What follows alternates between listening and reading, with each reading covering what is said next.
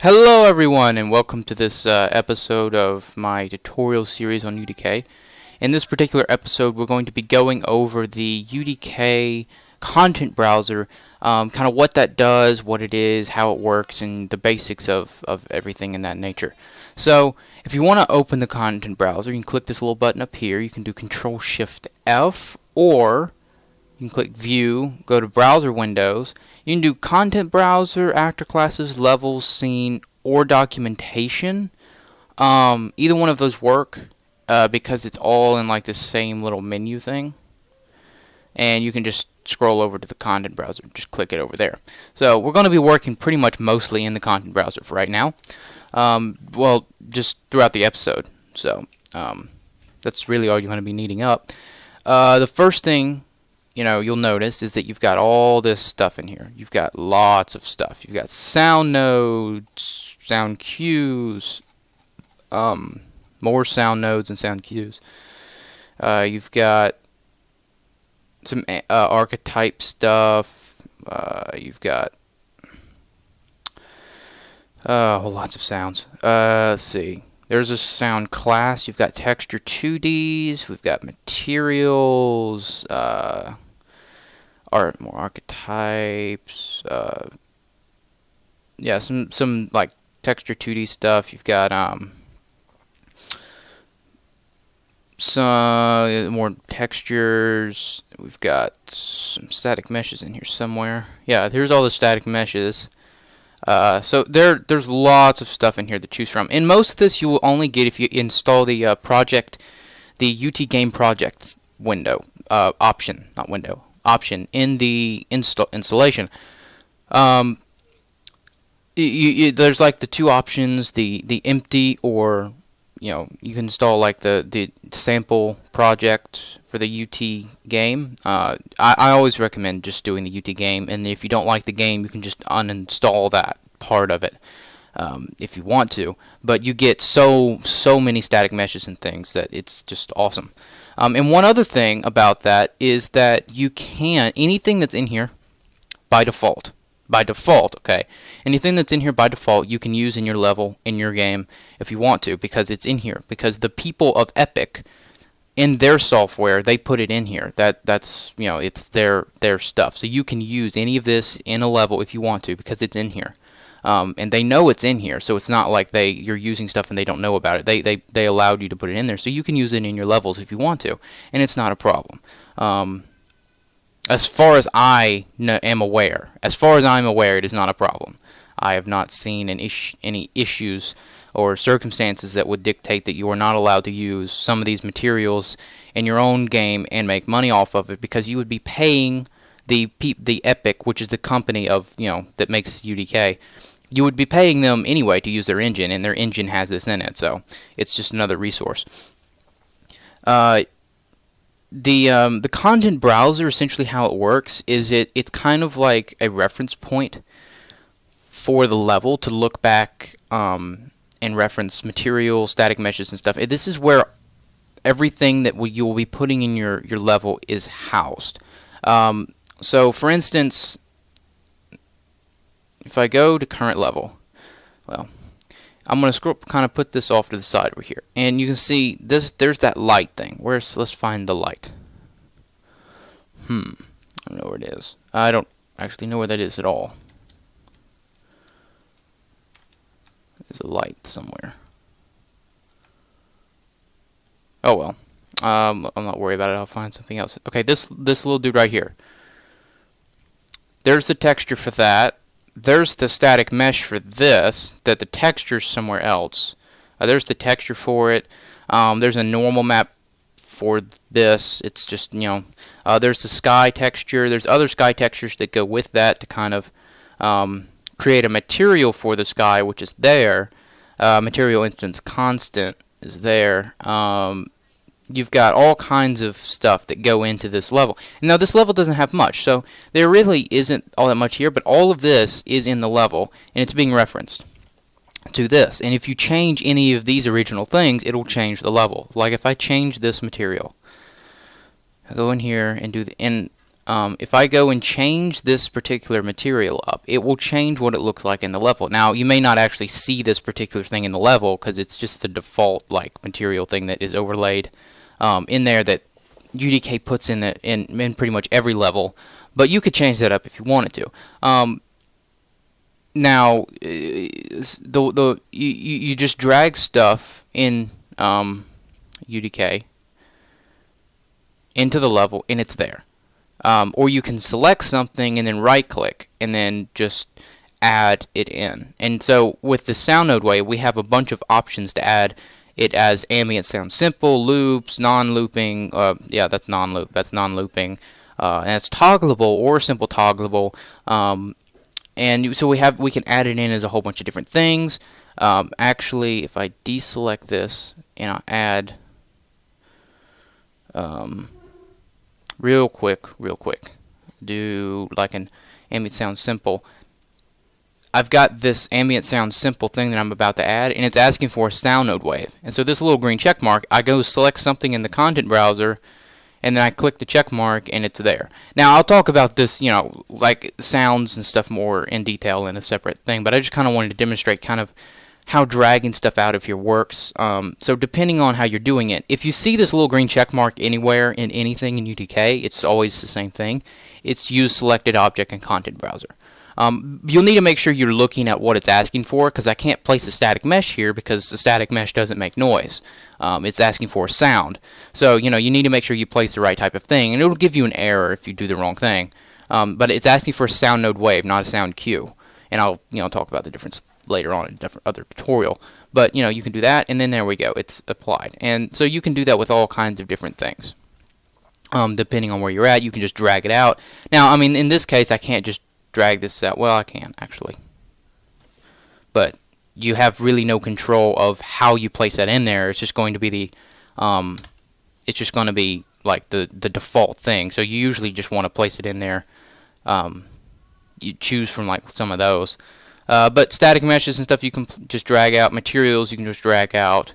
I can just drag that. I can just drag this out right there, bam, and place it, and now it's there. That's how it works. It's very simple. And again, you can edit this particular material, and it'll update in here. Now, if you delete it, then there will be errors in the world, and that would be bad.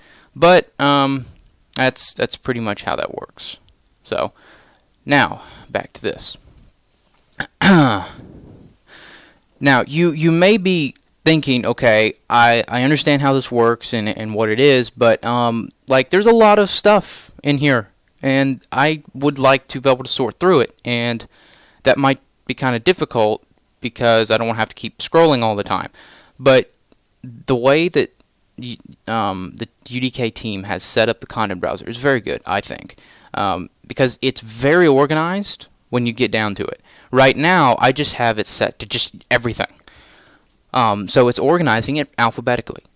So, I mean, it's organized, but it's showing everything that is possible for you to choose from ever. So it's, obviously it's going to be kind of hard to sort through stuff.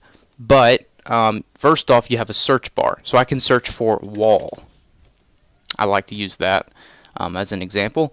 And some of these black objects just, it's just not updating correctly. It's not loaded is what it's actually referring to, and I'll talk more about what not loaded means, but it's just not loaded in. And actually all of these are custom meshes, so we're going to skip by those. But these are things that are in there by default. Those are custom meshes. Pretty much anything at this point, if you see anything that's not loaded in, that's just black like that, is usually just a custom mesh that I have.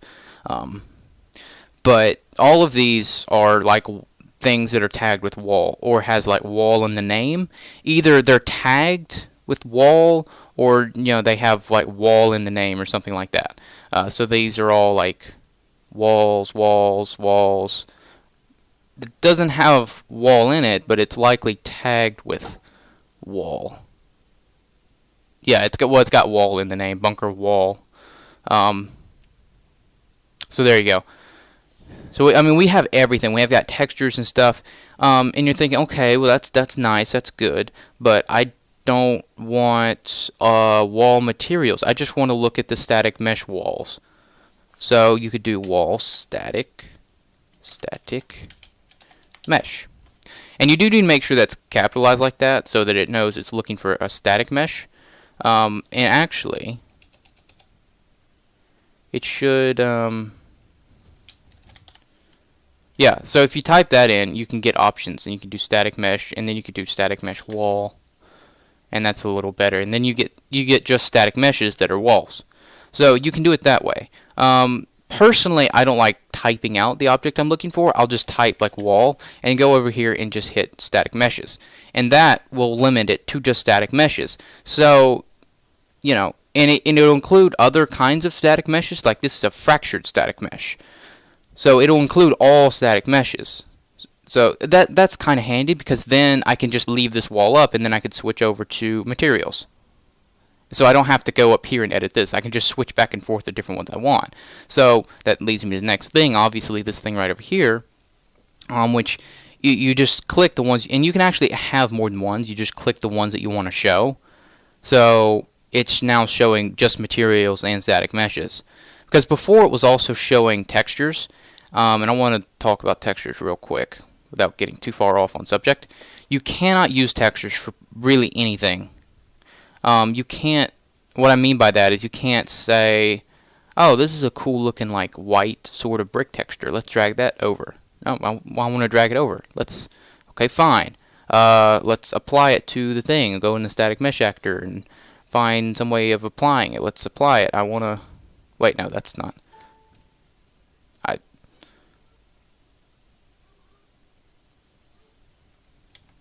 There, okay. That's not what I was supposed to do, but okay.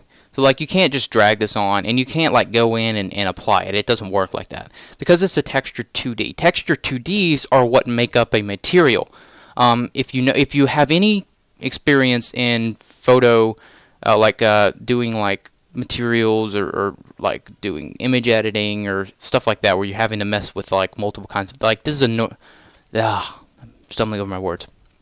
Where you're having to mess with multiple kinds of types of images and stuff. Like you have your speculars, and you have normal maps, and all kinds of different kind of images. Like this is a normal map, and this is basically, obviously you wouldn't really want to use this really anywhere in the level because it's pretty trippy. I click on it and get a bigger view of it. But basically this is telling the game, this is going to tell it how to render it in 3D space. Like basically it's showing it where the bumps are. So there's like bumps here. So whenever it actually creates the mesh and stuff, it's going to have like little bumps and stuff here.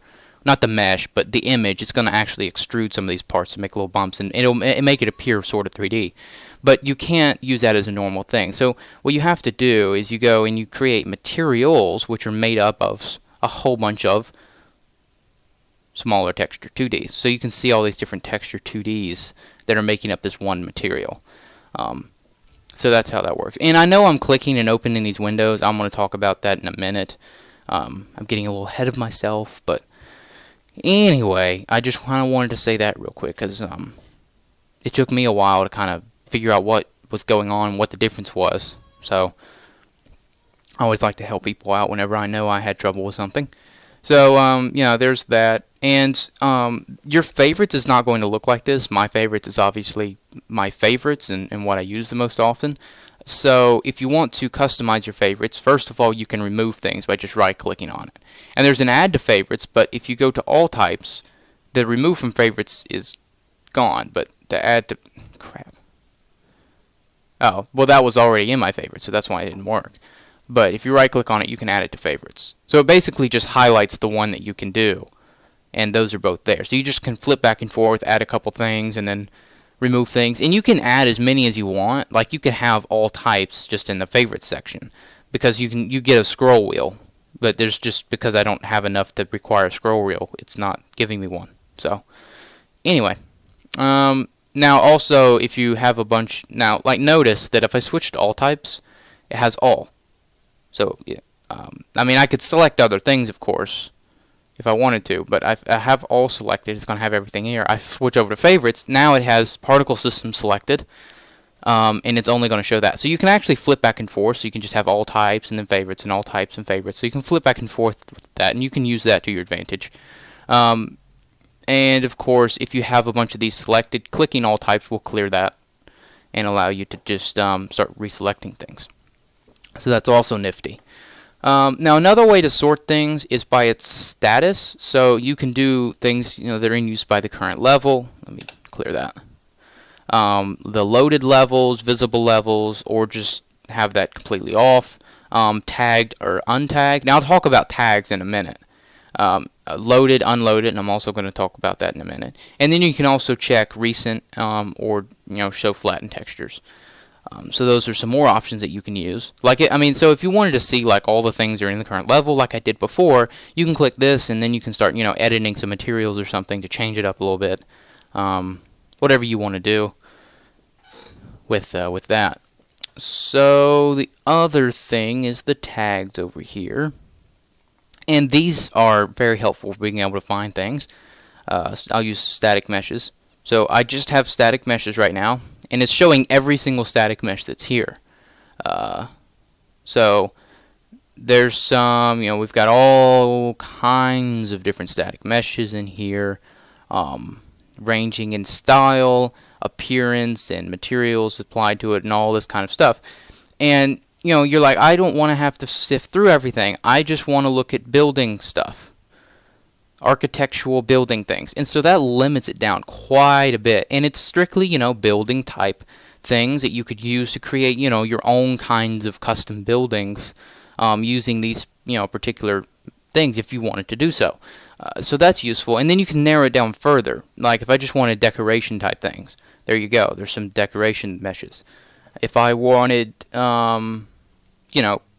example content, things that are tagged with that, and then I could click that. And if I scroll over this, you can see it's building, architectural, example content, attribute. So, it's kind of like a subset thing. So you select the one that you want to start with, and then you can narrow down further with the second one.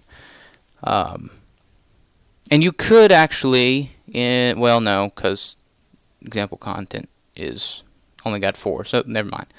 But so the order the tags do matter, and you can add your own tags to things, which is where this really becomes a powerful thing, because a lot of these actually don't have tags. And if you sit here and count, so that's 8, 1, 3, 1. So 1, 1 is 10, so that's 13. That would be 13.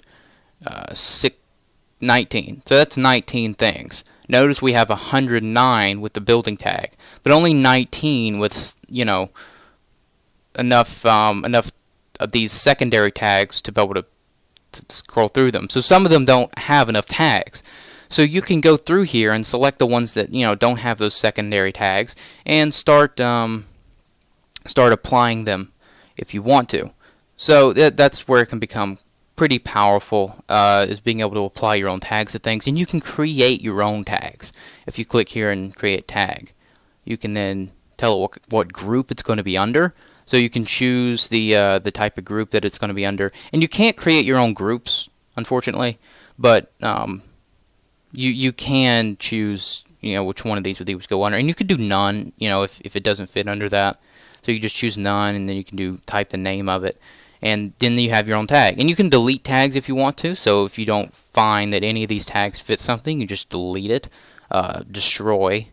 Rename, move. You can rename and move tags, which would actually be better in some cases, because then anything with that specific tag would then have the tag renamed instead of just then having no tag.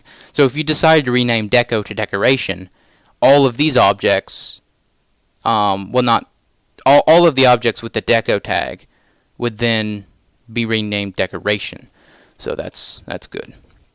But the way this works, click on something, and then it shows the applied tag up in the corner here, and you just click a plus, like deco. So now that actually went up to 200. So if I click this, notice that's 199, 200. Okay, so it's updating automatically for you. Now, of course, as you saw, you can just click this little minus button to get rid of tags, and it's pretty simple. You can, type up here to search for specific tags, scroll down, and these are just the other tags that don't have any type. And destroying tags is there, of course. So that's kind of how that works, really. And what's good is you can go to untagged, and now it's untagged static meshes only.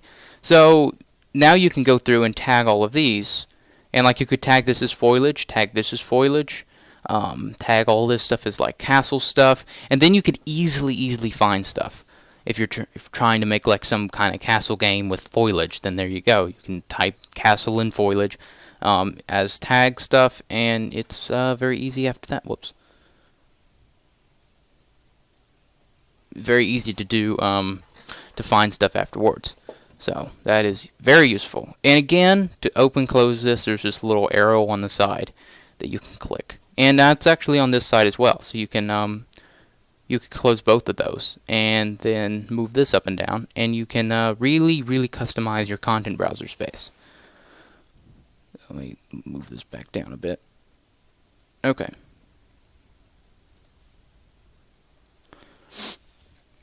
Now, I'll actually close this. Okay.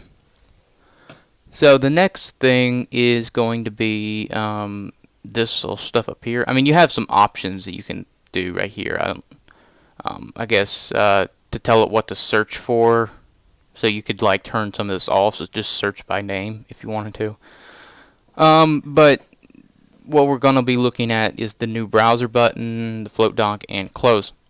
New browser is just going to reset it to what it was like whenever I opened UDK. So this was what it was like whenever I started the tutorial, whenever I'd first opened UDK. And it does save the position of your content browser and everything that you had in it whenever you close UDK. So that's useful. So if I were to like type something in here and then close UDK and I open it back up, it'll be like that. And you can like reset it if you click new browser. Although I never really use that, I just click all assets most of the time. That's still an option for you if you wanted to get back to the way it was like whenever you first opened UDK. Now, you can also do float dock, which essentially just does this. It switches this to documentation for some reason, and then now you have two content browsers. And this is extremely useful if you have 3 monitors, because you can put one on this monitor over here. I'm trying to do this on like one monitor so you can get what I mean, and another one over here, and you can be working on your game in the middle and then say, oh, I need static mesh, drag it over here. It's like if I switch this to just materials, it's like, oh, I need a material for my static mesh, drag, bam. And so that would be it would be really useful, and of course you would imagine that this would be full screen like this, but you can imagine how useful that would be. So there you go. Now close, of course, just close the window, which you can just hit the X button right there if you want to. So I suppose that's actually, hang on. File, view. No, that doesn't actually affect this content browser. So never mind. I thought that affected the content browser, but it does not. So I don't really know why there's a close button. But, oh, that just closes the content browser from the docking thing. So, okay. Whatever. Anyway, so now what we can do, this is all messed up. Hang on, let me get it out of full screen.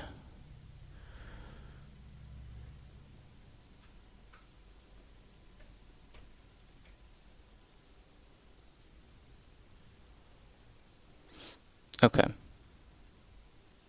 There. Now it's fixed. And unfortunately on the wrong side. But I'll fix that later. I screwed something up. But closing, I guess, just don't press that because that really messes things up for some reason. You just hit the X button. Okay, it kind of does a similar thing. Now we have shared collections over here, and these are just by default UDK things. Let me get that out of here. That you can kind of look through, and it has, and they're neat. But maybe you want to add your own stuff here, or create your own collection if you want to.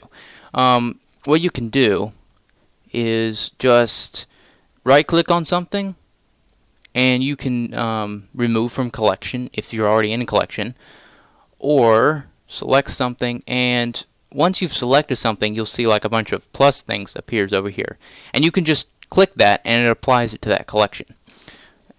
So if I wanted to apply this to UDK building meshes, and it tells me right there, and then I can go over here and it's here, and then I can just right click it and remove from collection. And you can have stuff in multiple collections too if you want to, and you can create your own collections here, name of collection, or delete them if you wish to. And that'll delete whichever one you've selected. So if I select all of these by holding Control, then I can just delete all of them at one time. And you can minimize that if you wish to.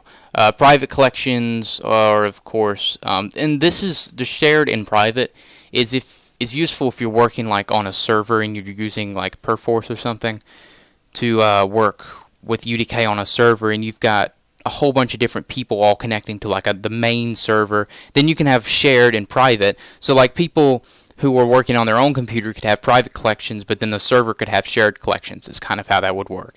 I'm not going to go into that right now because it's really complicated, and I'm not entirely sure how the server thing works. But I just know that would be what it's used for. Because otherwise, it wouldn't make sense on a one person's PC. So anyway, and you can like customize the distance between these two and all that kind of fancy, cool things and stuff of that nature. So, next up is this packages thing. Now, before I continue much further, you may have noticed me hitting the All Assets button.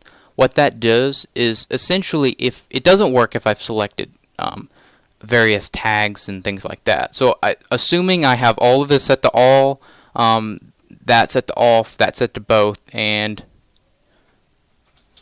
yeah, all that's set to like the appropriate things, then I can click all assets and it'll return me to this. Like, because sometimes if I click on a folder, like let me say I click on this folder, go down in here and click on this.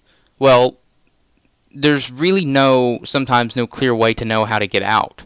So you can just click all assets and it returns you to showing everything.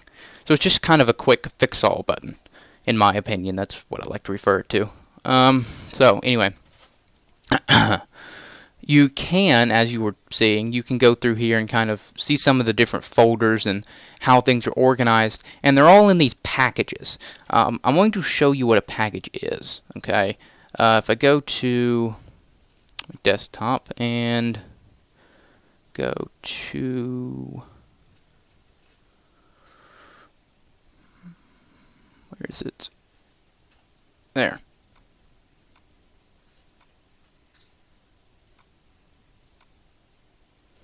Okay, so here's some of the like .upk folders that are in there by default. That's in the engine. Now if I go to UDK game so I can actually show this better, I go to content. Yeah, there we go. Okay, so I actually have some of my own packages in here. Let me minimize that, minimize that. Okay, there. So here's some various tech models that a friend of mine has made for me that I can use in game. If you notice, this is the destroyed building thing, and here is the destroyed building.upk thing. Now notice there is a lot of things in here. There's a lot of meshes in here, but this is only one file. Now how it basically compresses this and stores all of the different types of meshes or whatever you want, really. You can have meshes, materials, sound, particle. You could have one of everything in here if you wanted to. And it just kind of compresses that down in UDK's own version of a file. And UDK can, of course, recognizes what this is, but you can send these to other people if you want to. That way that they can have all of this in UDK, and you can import new assets individually, or you can click this little folder here, and then you can import packages. So it's looking for .upk folders. Otherwise, you would have to import each one of these static meshes individually, or all at once, but you would still have to select them all, and then it just can get annoying. Because you'd have to name each one of them and all that kind of stuff, tags and whatnot, you would have to apply that. With this, each of the, like if I haven't tagged any of these, but if say I've tagged them all, I've named them, they're in certain orders, all that kind of stuff, then they would have all of those tags applied, because that's the way UDK keeps track of everything. It keeps track of those, the packages and how it's stored and the tags applied to it. So all you really need to do is import that into your UDK, and you have all of the tags saved as well. So that's neat and cool and stuff, and that's kind of how that works, how packages work. And really everything in here comes down to being in a package of some kind. Everything in here does. Now, if you've noticed, some of these actually are gray, some of them are green. The gray ones represent things that are not loaded. So if I go over this, that's not loaded, this is not loaded. None of these in here are loaded into the level. And basically what that means, not loaded into the level, but loaded in the content browser. What that means is that they are not, they're not in memory. Now it's showing you an image of them, but basically the way that UDK can very quickly place something from you dragging it and then placing it is because it's kind of already loaded in memory. So let me try to go, limit this to just static meshes and all assets. So that is loaded. Let me find something. This is not loaded. That's not loaded. This is loaded. So I'm just drag this random little thing in here.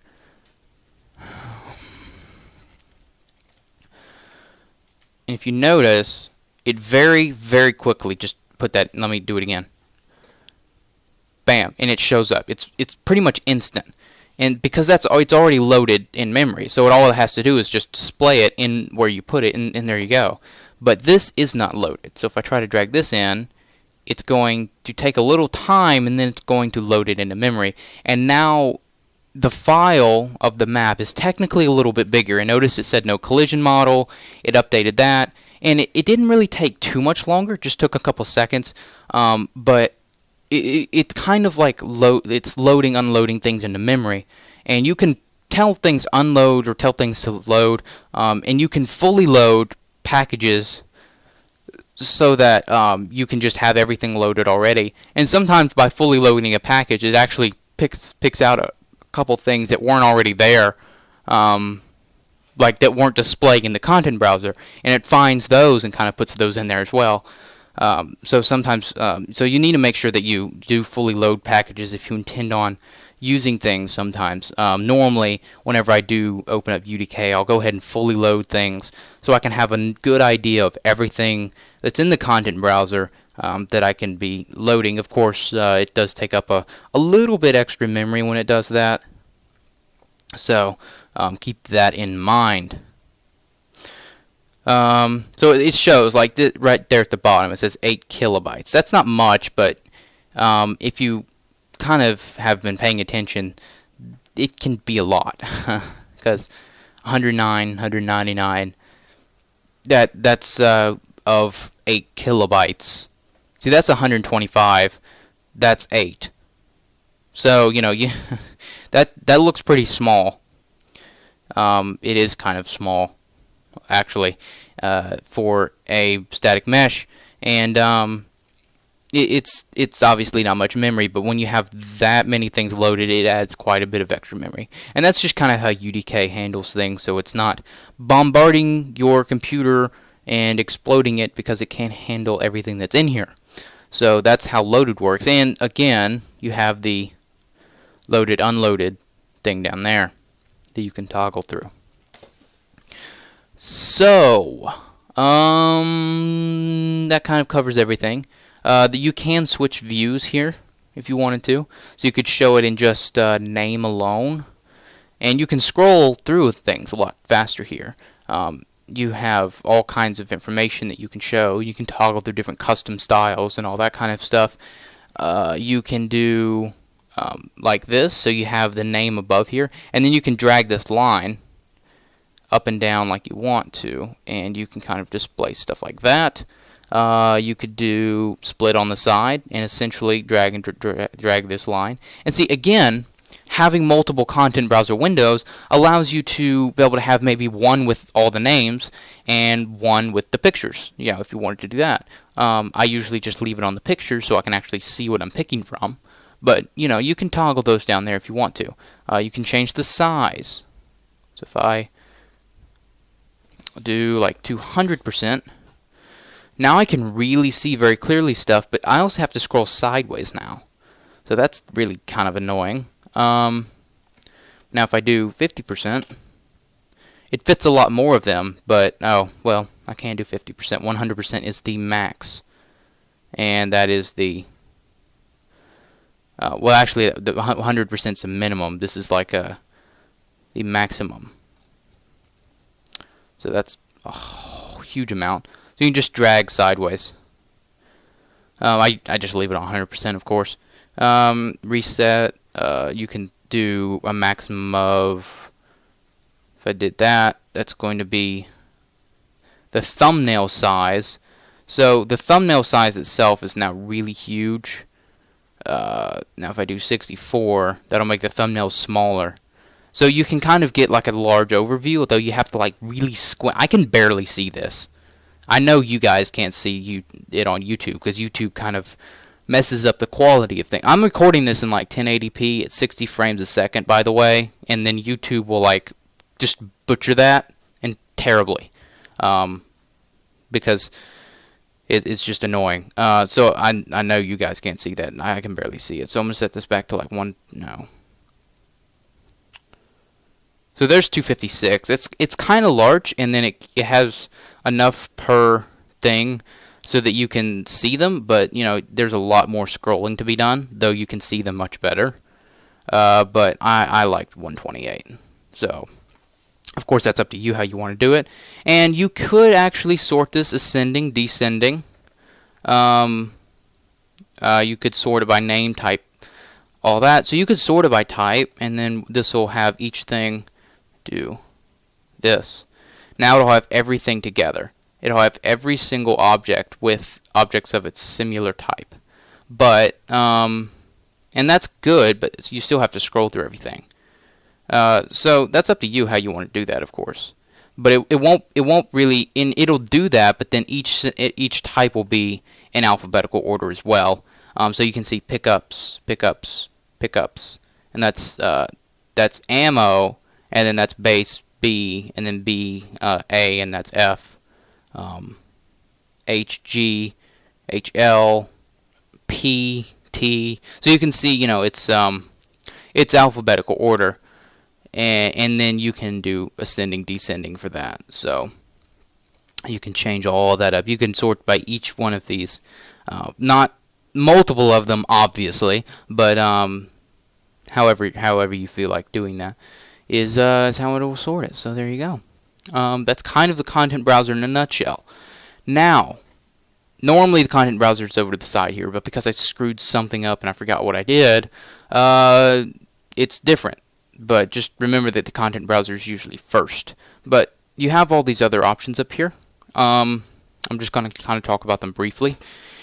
The actor classes essentially allow you to... I've not messed with anything else up here. Now you can search for things, of course, but you can move all these, and everything that's not in bold, okay, is placeable in the categories you can't place, but is placeable in the level. And because I thought that like you couldn't place the things that had a check plus beside them, but that just means it gets more specific. So trigger, you have multiple kinds of trigger, and you have a general trigger. And how this works, I can just take like the player start, and then you have UDK team start, and then you can have UT team player start. But if I just do a player start, I'll click on this and drag it out here, and I can place that in the level. So that's an alternate to doing stuff. Now you can't do like static meshes because those are in the content browser over here. Habit is always over here. And this is, I'd use this a lot actually, to go find things that aren't in the right-click context menu, because usually you could just do add actor, all templates, and that'll show you stuff. But if you, and this is in alphabetical order, so real quick, try, like you can do add, and there's no wind. Like if you wanted to add wind, there's no wind here. Absolutely no wind at all. Well, actually, it's not in alphabetical order because there's light up there. There's static mesh, so my bad. But if you look through here, there's no wind at all. So you have wind down here that you can add in. So you have two types of wind. So a lot of the time, there's things in this that you can't normally get in the context menu. So I do use this quite often. Lights. There's actually a lot of different types of lights that you can place in your level. I'll go ahead and expand all of this out. Comment and go ahead and do this. Okay, and that one. So you can see all the different kinds of lights that you can place in. And if you looked over here, there was a point light and these two lights, and that was it.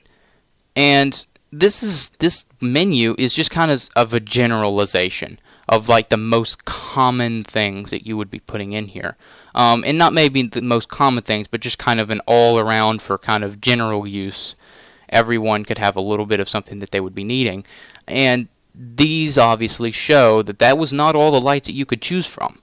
So do keep in mind this window, or this thing. If you're looking for something and you can't find it in the context menu, just go here, because everything is here.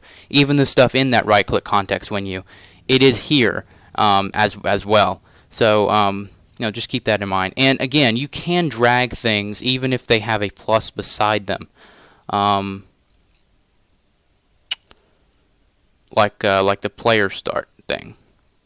So I can drag just the general player start out, and then of course it gets more specific. So I can have a general trigger, which is what I always use, or you can have these specific ones. So don't feel weird about using it if it has a plus beside it or a minus, because it's just meaning that there are more specific types below this one.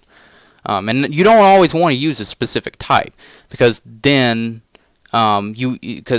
then it would you wouldn't be able to get the full effect of a trigger if you're trying to use it for something else. I know you guys don't know what a trigger is, but you wouldn't be able to get everything that you might want from a trigger if you use a specific type. So that's that, and that's how that works. Levels, really, it just shows all the different levels. You can click on it. You can save it, open that level Kismet, toggle the level visibility. You can just kind of see all the different levels that you have and how many actors they have in there, and that's how that works.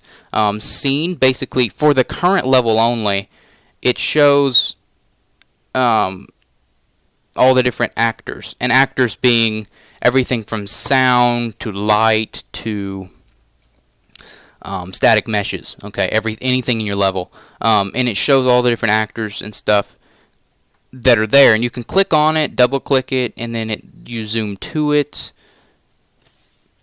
That is the physics volume for that thingy. Player start. There we go, player start right there. And you can right click on this stuff.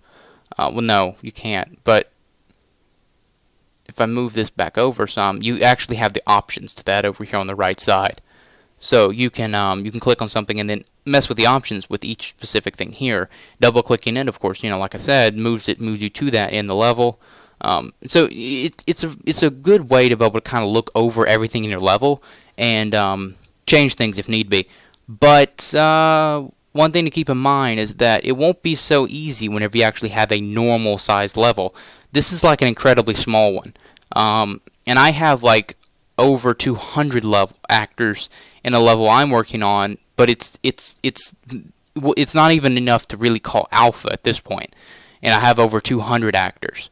And remember, actor is not just static meshes, it's everything that's in the level. So I have a lot of wind going on in my level, so that each counts as an actor. I have lights, I have CSG brushes, I have static mesh actors, I have triggers, I have sound node waves, I have all kinds of things going on, and all that all adds up to actors. But it can be kind of hard to manage from this point whenever you have like more than, when you have a ton of them. So keep that in mind.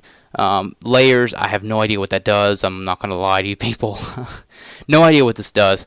And documentation, of course, just shows the UDK, one of the UDK web pages. And if you click on any of this stuff, it will open it in your browser. So I click this, and this pops up on my browser window. And it's lagging because UDK is open, and I'm recording. But anyway, that just kind of opens that up, and you can kind of, it's a quick way to get to the documentation page if need be. So, and actually, this documentation page will always open, I believe, even if you don't have internet access. I believe so. Not entirely positive on that one, but it is in the UDK editor, so I imagine that they would have that just as a thing. I don't know, though. I'm not entirely sure about that. But anyway, that kind of covers the content browser and all associated things. Hopefully you learned something. Leave comments, feedback about just general stuff in the tutorial, how I can do better, if I can do better. And I'll appreciate it, certainly. Leave feedback for other things that you would like to see as tutorials for the UDK series, as well as other series, if you have ideas for that. So, let me know what your thoughts are, and I'll see you guys in another video.